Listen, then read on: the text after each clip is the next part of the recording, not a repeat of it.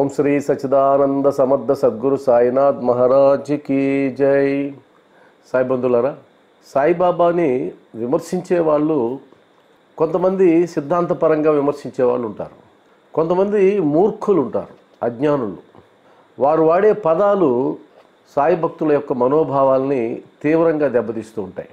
దెబ్బతీస్తాయని తెలుసు కూడా ఆ పదాలు వాడే వాళ్ళని రాక్షసానందం పొందేవాళ్ళు అనాలి. పైశాచిక ఆనందం పొందేటువంటి పిశాచి జాతికి చెందిన వాళ్ళు ఎదుటివారిని మానసికంగా మాటలతో హింసపెట్టి ఆనందాన్ని పొందే వాళ్ళని మనిషి జాతిని ఎలా అనగలం?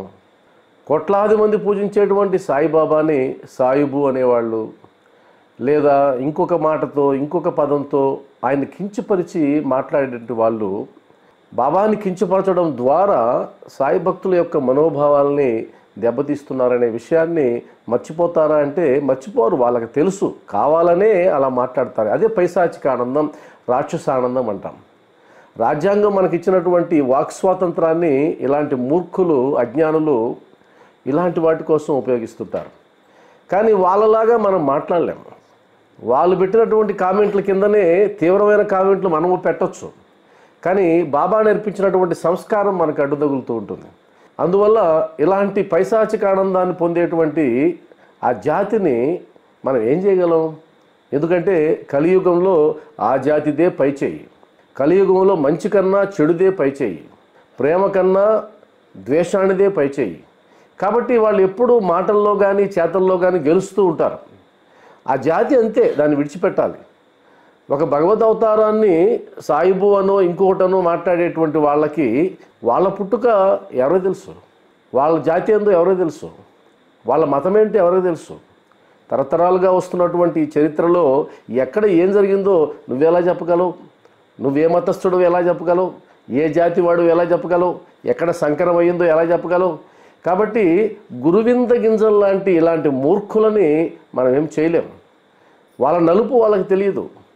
వాళ్ళ సిగ్గులేని తనంతో, వాళ్ళ యొక్క మాటలతో ఎంతోమంది భక్తులను వాళ్ళు మానసికంగా హింస పెడుతున్నారు. అయితే బాబావారు మనకు నేర్పించినటువంటి ఆ సహనం అనేటువంటి దానివల్ల వాళ్ళు ఆనందంగా ఉండిపోగలుగుతున్నారు. లేదంటే కోట్లాది మంది సాయి భక్తులు గనక నోరు తెరిస్తే వాళ్ళు అలా నోరు మూసుకోవాల్సిందే. కానీ తమాషా ఏంటంటే విమర్శించే వాళ్ళు పెట్టినటువంటి కామెంట్లకు బదులుగా కూడా ఒక్క భక్తుడు కూడా కామెంట్ పెట్టడు. ఎందుకు పెట్టడం అంటే ఆ సహనం అనేది వాళ్ళని ఆపుతూ ఉంది. నేను ఈ వీడియో ద్వారా ఛాలెంజ్ చేస్తున్నా, బాబా మానవుడే అని మీరు అనుకున్నట్లయితే, మానవ మాతృడే అని మీరు భావించినట్లయితే, బాబావారు చేసినటువంటి లీలలలో ఒక్కదాన్ని మీరు చేసి నిరూపించండి. ఆ లీలల్లో ఏ ఒక్కదానైనా మీరు చేసి నేను కూడా చేశాను కాబట్టి బాబా దేవుడు ఎలా అయ్యాడు అని మీరు అంటే కనుక మేమందరం ఒప్పుకుంటాం. బాబావారు చేసిన లీలల గురించి ఎందుకు మాట్లాడుతున్నానంటే దైవ గుణాలైనటువంటి సర్వజ్ఞత్వము, సర్వవ్యాపకత్వము, సర్వశక్తిమత్వం అన్నటువంటి గుణాల గురించి వీరితో మాట్లాడితే వీళ్ళ అజ్ఞానులు, వీళ్ళకేం అర్థమవుతుంది? వీళ్ళకి అర్థం కాదు. అందుకని బాబావారు చేసినటువంటి లీలల గురించి మాత్రమే ఈ వీడియోలో నేను మాట్లాడతాను. మీరు ఆ లీలల్లో ఏదైనా ఒకటి చేసి చూపించండి.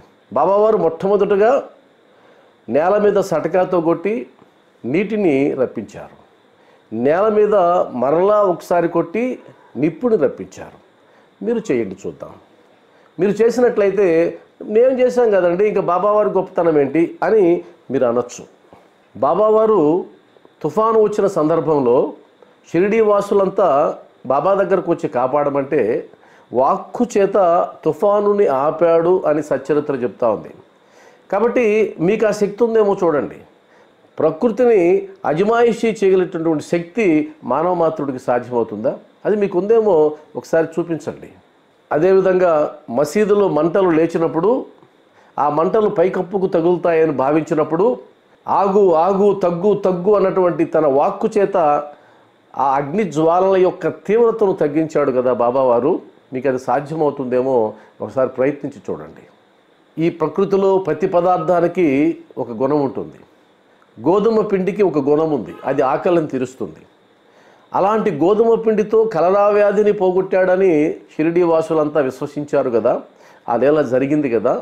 మరి అలా ఒక పదార్థంతో ఇంకొక ప్రయోజనాన్ని మీరు చేయగలరేమో ప్రయత్నం చేయండి.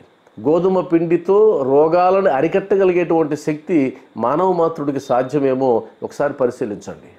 మరొక లీల చూస్తే చివికిన గుడ్డలతో గుడ్డ పీలికలతో 4 అడుగుల పొడవు 1 జానడు మాత్రమే వెడల్పు ఉన్నటువంటి ఒక చెక్క బల్ల పైన అంత ఎత్తులో దూలాలు తగిలేటంత ఎత్తులో వేలాడదీయడం, దానిపైకి బాబావారు ఎక్కడం, ఆ చిన్న స్థలంలోనే 4 దీపాలని వెలిగించడం, ఇది ఎవరికి సాధ్యం? ఒకసారి మీరు ప్రయత్నించి చూస్తే బాబావారు మానవ మాతృడా లేదా దైవస్వరూపుడా అనేది మీకు అర్థమైపోతుంది. ఇవన్నీ ఎక్కడో జరిగిన లీలలు కాదు, ఎప్పుడో యుగాల ముందు జరిగినటువంటి లీలలు కాదు. కేవలం 100 సంవత్సరాలకు ముందు అనేక మంది భక్తుల సమక్షంలో జరిగినటువంటి లీలలు. ఈ లీలలని కల్లారా చూసిన భక్తులు, వారి వారసులు ఇప్పటికీ ఉన్నారు. హేమడ్ పంత్ గారు ఎవరిని ఆధారంగా చేసుకుని రచించారు అంటే ఆ కల్లారా చూసినటువంటి ప్రత్యక్ష సాక్షుల యొక్క అనుభూతుల్ని, అనుభవాల్ని ఆయన క్రోడీకరించి రాసినటువంటి గ్రంథమే కదా సచ్చరిత్ర. అదేవిధంగా తన పాదాల చెంత గంగా యమునలను ప్రవహింపజేసినటువంటి ఘనత సాయిబాబాదే. మీరు గంగా యమునలు అవసరం లేదు, ఏదో ఒక నీటిని మీ పాదాల చెంత ప్రవహింపజేయండి, మేము ఒప్పుకుంటాం బాబావారు మానవ మాతృడే అన్నది. మరి ఎవరైతే ఆ లీలను కల్లారా చూశారో దాసగను మహారాజ్, ఆయన యొక్క శక్తి సామాన్యమైందా? ఆయన దాసగను మహారాజుగా కీర్తించబడి ఈరోజు పూనా యూనివర్సిటీలో ఆయన రచించినటువంటి రచనల మీద పిహెచ్డీలు చేస్తున్నటువంటి పరిస్థితి ఈరోజు మనకుంది. కాబట్టి ఆయన సామాన్యుడు కాదు, ఆయన కల్లారా చూసినటువంటి లీల అది. ఇంకా ముఖ్యంగా 72 గంటల పాటు తన శ్వాసను ఆపగలిగినటువంటి శక్తి ఎవరికి ఉంటుంది? మహల్సాపతి ఒడి మీద తలవాల్చి 72 గంటల పాటు శ్వాసని బిగించి 72 గంటల లోపల వైద్యులు వచ్చి పరీక్ష చేసి ఆయన మహాసమాధి చెందారు, ఆయన ఇంకా ఉంచొద్దు, ప్లేగు వ్యాధి వస్తుంది కాబట్టి ఆయన యొక్క అంత్యక్రియలు నిర్వహించండి అని చెప్పినా, భక్తులందరూ పట్టుబట్టినా, భక్త మహల్సాపతి పుణ్యం వల్ల ఆయన దేహం అలానే ఉంచబడితే 72 గంటల తర్వాత ఆయన మరలా తిరిగి పైకి లేచారు కదా. ఈ లీల ప్రపంచంలో ఎక్కడైనా జరిగిందా? మరి అంతటి శక్తి ఎవరికి ఉంటుంది? సామాన్య మానవుడికి ఉంటుందా? దైవాంశ సంభూతుడికి ఉంటుందా? మరి ఇవన్నీ ప్రత్యక్షంగా జరిగినటువంటి లీలలే.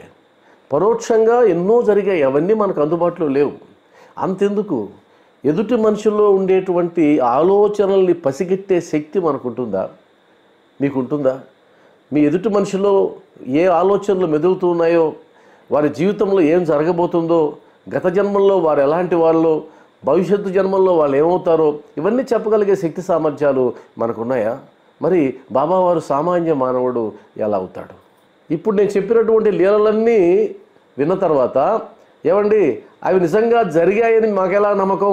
అవి జరిగినట్టు సాక్ష్యాలు ఉన్నాయా, ఆధారాలు ఉన్నాయా అంటే అవన్నీ కూడా భక్తుల యొక్క సమక్షంలో జరిగినటువంటి లీలలే, భక్తులకు ప్రత్యక్ష అనుభూతిని కలిగించినటువంటి మహిమలే. మరి వీటినే మీరు నమ్మకపోతే, ఈ లీలలు మహిమలు జరిగాయని నమ్మకం ఏంటని మీరు ప్రశ్నిస్తే మనం అనేక ప్రశ్నలు లేవనెత్తాల్సి వస్తుంది. ఎన్నో వందల ఏళ్ల ముందు, ఎన్నో యుగాల ముందు జరిగినటువంటి లీలల్ని మనం నెమరు వేసుకుని పరవశించిపోతున్నాం, వారిని దైవాంశ సంభూతులుగా కొలుస్తున్నాం. మరి ఈ మధ్య కాలంలో మనకు తెలిసి జరిగినటువంటి ఈ లీలలన్నీ కూడా మేము నమ్మము అంటే మీరు మూర్ఖులు మాత్రమే అవుతారు, అజ్ఞానులు మాత్రమే అవుతారు. అందువల్ల ఓపెన్ ఛాలెంజ్ చేస్తున్నాం. మీరు ఎవరైనా సరే బాబావారిని విమర్శించదలుచుకుంటే కనుక మీరు రండి, ఈ లీలలలో ఏదో ఒకదాన్ని మీరు చేసి చూపించండి. అలా చూపించి అప్పుడు బాబావారు దేవుడు కాదు, ఆయన సామాన్య మానవుడు అని మీరు చెప్పండి, మేము కూడా శిరసావహిస్తాం. అప్పటి నుంచి మేము కూడా మా భావనల్ని మేము మార్చుకుంటాం. అంతేగాని నోటికి వచ్చిందంతా మాట్లాడడం, కించపరిచే విధంగా కామెంట్లు చేయడం, ఇది కాదు సంస్కారం, ఇది కాదు సంస్కారం. మీకు బాబావారి మీద నమ్మకం లేకపోతే బాబా గుడి వైపు వెళ్ళకండి, బాబా యొక్క నామాన్ని పలకకండి, బాబా గురించి అసలు మాట్లాడకండి. నమ్మిన వాళ్ళు, విశ్వసించిన వాళ్ళు ఆయన కోల్చుకుంటారు, మీకు వచ్చిన నష్టం ఏంటి? అందువల్లనే సంస్కారవంతులుగా ఉండమని నేను కోరుకుంటున్నా. సంస్కారహీనులుగా ప్రవర్తించవద్దని, కోట్లాది మంది చేత పూజించబడుతున్నటువంటి బాబావారిని దుర్భాషలాడి ఆ పాపాన్ని ఒడిగొట్టుకోవద్దని నేను వినయంగా మిమ్మల్ని వేడుకుంటున్నా. మరొక సాయి భక్తుడికి మీ కామెంట్ల ద్వారా, మీ మాటల ద్వారా దయచేసి కించపరచవద్దు. ఇది తమ మనోభావాలు దెబ్బతిన్నటువంటి సాయి భక్తులందరి పక్షాన నేను మాట్లాడుతున్నాను. ఓం శ్రీ సచ్చిదానంద సమర్థ సద్గురు సాయినాథ్ మహారాజ్ కీ జై. సాయినాథ్ మహారాజ్ కీ జై. సాయినాథ్ మహారాజ్ కీ జై.